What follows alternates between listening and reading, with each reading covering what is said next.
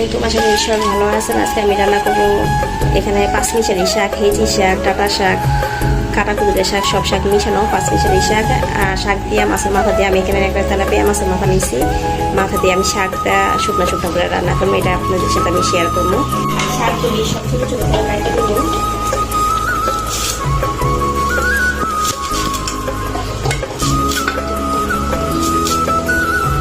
শাকগুলি সবে এই উপরে করে কেটে নেবো।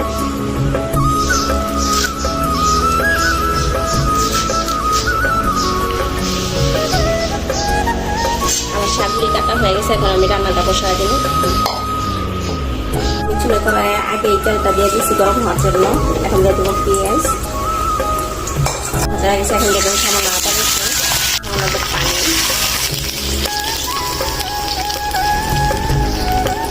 দেবো হলুদ গুঁড়া, সামান্য মরিচ, ধনিয়া গুঁড়া, লবণ। এখন আমি মশলাটা ভালো করে কষাই নিই। মাছগুলো মাছের মাথাটা কাটে নিচ্ছি। আমি এই মশলার সাথে মাথাটা ভালো করে কষাই নিব।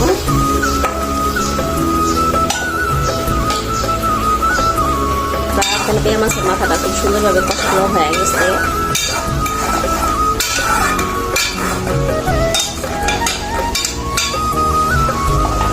শাকগুলি দিয়ে দিব সব এখানে।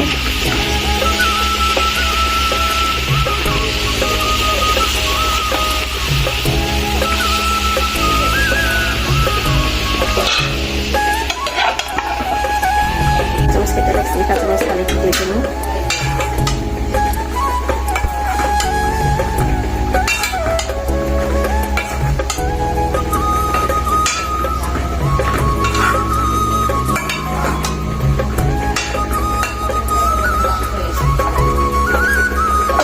শাকটা রান্না হয়ে গেছে, এখন আমি নামা ফেলবো।